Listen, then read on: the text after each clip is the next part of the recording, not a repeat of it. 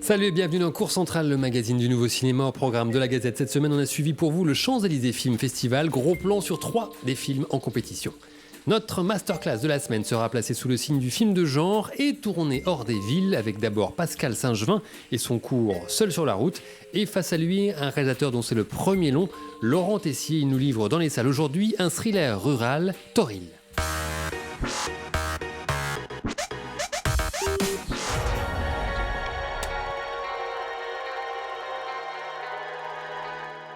Voilà de quoi vous lécher les babines cette semaine. Retour sur la 5e édition du Champs-Élysées Film Festival.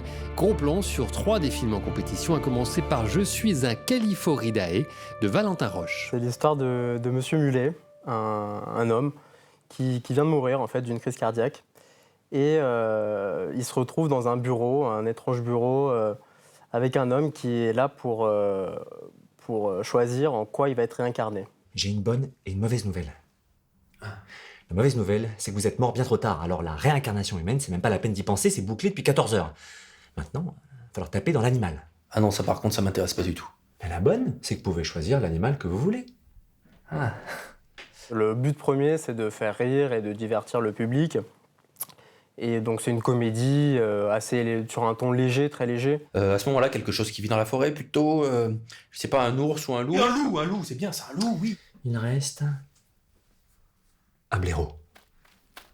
Ça vous va? Ouais, moi, j'aurais pas froid l'hiver. C'est déjà pas mal. Non. Autant pour moi. Il est plus disponible. Ah, merde. Au fur et à mesure de la conversation, en fait, il va se rendre compte que plus rien n'est disponible, sauf les insectes. Je vole! Hé, regardez-moi, je vole! C'est pour ça qu'on a choisi Califoridae, parce que c'est le nom latin de la mouche, et donc personne ne connaissait. I believe I can fly!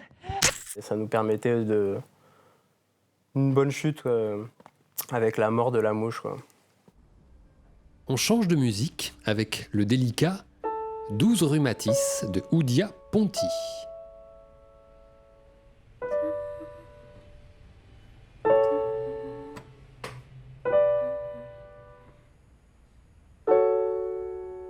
C'est l'histoire d'une jeune femme qui s'appelle Nora, qui a un accident de voiture et qui donc perd la mémoire. Elle se retrouve seule à l'hôpital, elle ne sait plus rien de sa vie. Pendant un moment, personne ne vient la voir. Un jour, un homme arrive, elle ne sait pas du tout qui il est. T'as reçu un gros choc. Tu vas avoir du mal à retrouver tous tes repères. Je me souviens pas de vous. J'imagine. Mais on se connaît. On habitait ensemble. C'était une volonté que le personnage masculin soit très effacé et en même temps qu'il ait une présence un petit peu dérangeante, parce que quand il est là, on se sent pas forcément très à l'aise. Et du coup, oui, pour moi, c'était important que la présence du personnage masculin pousse Nora à se chercher elle-même, en fait. La solution est en elle depuis le début. Et c'est ça aussi que je voulais montrer, c'est que on a la solution en nous et que voilà, il faut avoir le courage de la chercher et c'est ce qu'elle fait finalement. Tu peins toi aussi? Non. Pourquoi? T'es artiste en tout cas, non? Moi, je me suis toujours posé la question des origines.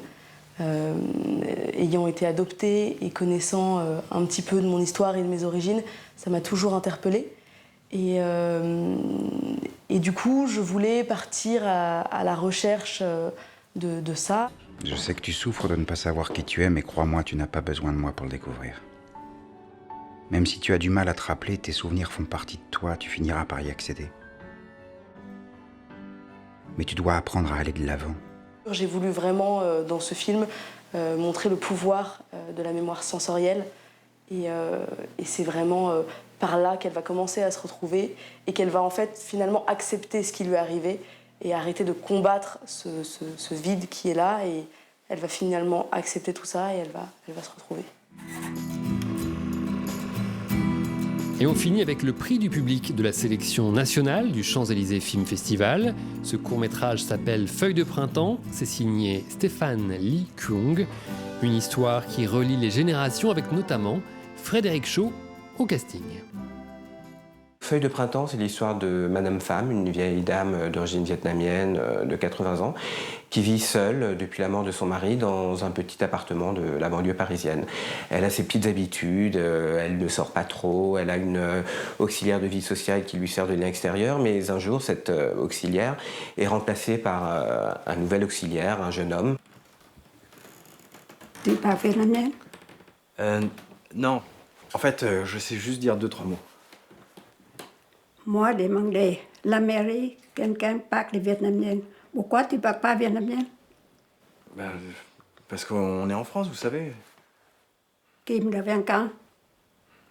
Pas avant un mois. Moi, je peux faire Kim. Ce jeune homme est d'origine vietnamienne, mais n'a aucune connexion avec ses racines. Et ce qui ne plaît pas beaucoup à Madame Pham. Bon, Madame Pham, allez, qu'est-ce que je peux faire pour vous? Tiens, lavez par terre. Pliez tout ça. Nettoyez.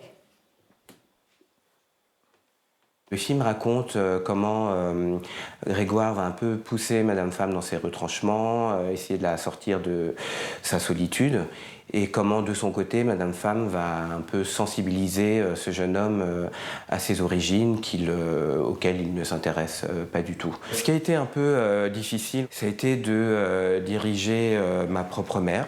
On la voit quand même pas mal à l'écran et elle n'a jamais tourné. Et donc ça a été un gros challenge parce que je l'ai dirigée en vietnamien, donc ce qui fait que mon vocabulaire était assez limité. Et en même temps, travailler avec quelqu'un d'aussi proche, je pense que c'est un vrai exercice pour les nerfs parce qu'on doit à la fois rester dans son rôle de réalisateur, mais en même temps on est fils. Et c'est essayer de jongler avec tout ça. Et je veux dire qu'à la fin de la journée, mon état de tension était quand même assez élevé. Mais c'était une très bonne expérience et voilà, je suis super content d'avoir fait ce film.